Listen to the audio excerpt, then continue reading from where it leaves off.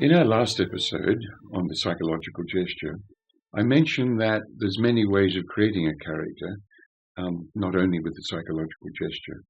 And in fact, each pillar, the 5 of them, or maybe 6, let's not get stuck in our thinking here, has something to say, something to add to the way to create a character. But today I'd like to talk about the second pillar. And I'd call that the pillar of perceiving. What does that mean? How I view the world and how I react with the world. In fact, if we're using our numbering system, I could say that it was about how I receive number 3 within me, how I breathe it in. There's a breathing that goes on with the eyes as well, with the sense of sight. I see something and I take it in. You know, in the early days of cameras, I remember as a kid would say, "Oh, when you take a snap for me, take a photo." That means that the camera actually takes something. That's part of the way we receive the world. We also receive the world through our ears. Also, our tongue and all our senses. Through our skin, through the sense of touch, warmth and cold, tenderness, touch, a violent touch. All this is being received, not only through the sight. It's most important. We receive the world and then we want to give something back to the world. We want to possibly react to the world. And that means we give it out. So we look at some very simple, basic, pure gestures of the way we perceive as human beings.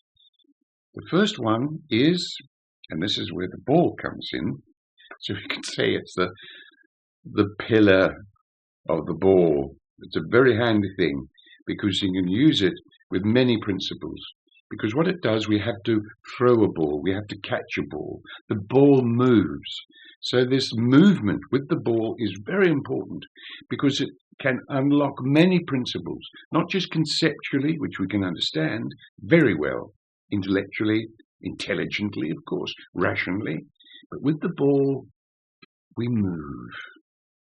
And we experience in that movement, something other than just thinking. So, what is the first thing we do? This is pure movement. We must not colour it. Of course, colour will come. We can't avoid that. But it's a colour that is pure, that's light. It doesn't have any other shades like red or yellow or green or blue or indigo or black. It's just a pure non-colour movement, as non-coloured as we can be. That's very difficult, of course, but that's our aim. So what is it? The first thing we do, and normally we do this very unconsciously, but as actors we have to be very conscious of the process of perceiving. In philosophy, it's actually called epistemology, which means a theory of knowledge. I don't like the word theory, I like practice. Like, how do you get knowledge of the world? How do you get knowledge of yourself? How do you learn about the things in the world? How do you learn about things within your own number 2? Being aware of what you just thought and whether that thought's positive or negative or of any use, or in fact, no use at all. In fact, it actually makes things worse for you. It's the same perceiving. And what is the first thing we do? We look at something or we hear something and we immediately go, what's that? If we don't know what it is, if we don't have a concept for it. We look out into the world. I'm looking out now at a house in the far distance. And what actually happens to try and make it conscious as we can, because for actors that's so important. The eye actually, well, the eye doesn't, the light. Let's say the eye. The eye actually travels and touches that house I'm looking at. That makes my number 2 very different now, when I'm conscious and aware of that's the process of perceiving that we do all the time. And I draw that into me. I receive it. Where does that go, that picture of the house? Maybe with inside me, an old woman lived there once. And I remember as a kid, she wasn't very kind to me. And when I came home from school, I wouldn't go by that house. I'd cross the street. Maybe as I see that now in my mature years, that is there. That memory is still there. And that will affect me. And it'll affect me in a way that I will view that house. I will perceive that house differently because I brought it in. I've received it. And then within me something happens. It's a filter, a change over from receiving, the process of receiving, into one of looking back and giving back. And that looking back and giving back and seeing that house will be coloured by my memories, feelings of that old woman when I was walking home from school. So that's the process. What is it? It is, I go up to look, but I also measure. In fact, I can just look at you, just looking, disinterested. I'm not really seeing you. That means I'm not going and measuring you. That I've taken you into my orbit and I'm considering you. Now, once I've done that, I can give you something, or simply say, how are you today? Rather than, how are you today? Pulling back. I'm not there with you. I'm not giving. Then you may reply to me, and I have to receive that. Once I receive that, which might be, I'm well, how are you today? I take that in, and it goes through my filtering system. I will not colour it. I will simply give it back in a pure way. I'm very well. Thank you.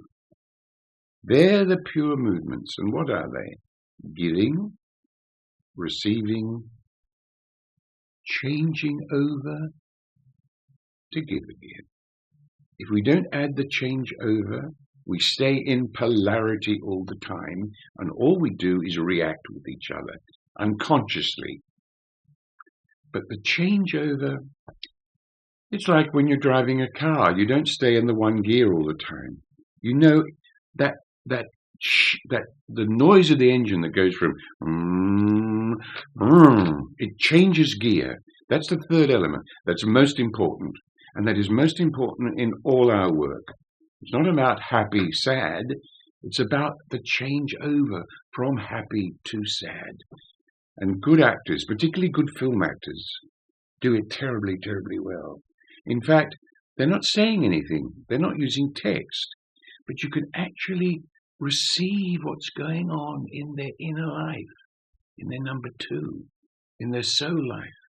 And all that, all the filters there of that character, how they will greet someone, how they will actually react to a phrase, to a sentence that someone gives them. They're very good at that, and no words are spoken, but we can actually see what's going on in their number 2. Of course, the difficulty with cinema, not a criticism, but it's an interesting observation. Over the years, I've noticed there's more close-up shots, really more close-up shots, and the close-up shots are getting closer and closer. They're trying to get into number 2 physically, and you can't. Number 2 has to manifest and portray itself through number 1. And this is where this ball exercise is very, very important. It trains us. It trains us in the basis of, living, brings the consciousness up to actually how we perceive the world and how we perceive ourselves and how we react back to the world. So, let me demonstrate. So we can't get away from the holistic makeup of this work. In fact, real art is all holistic. It connects to everything. So, for example, the most important thing is that we use the gesture and understand the gesture. And what the gesture does to know our number two, as I explained in the last episode with the psychological gesture. So, for example, I'm going to see someone, say they're there, you can't see them, and I'm going to give them a ball. The moment I just do the gesture, I can give them the ball in any way and in any gesture. I could do that, yes, I could do that, I could do that, or I can do that. Whatever, there's many different ways to give a ball. That even, yes, which is a bit strange. But what is the pure gesture of giving? And that is simply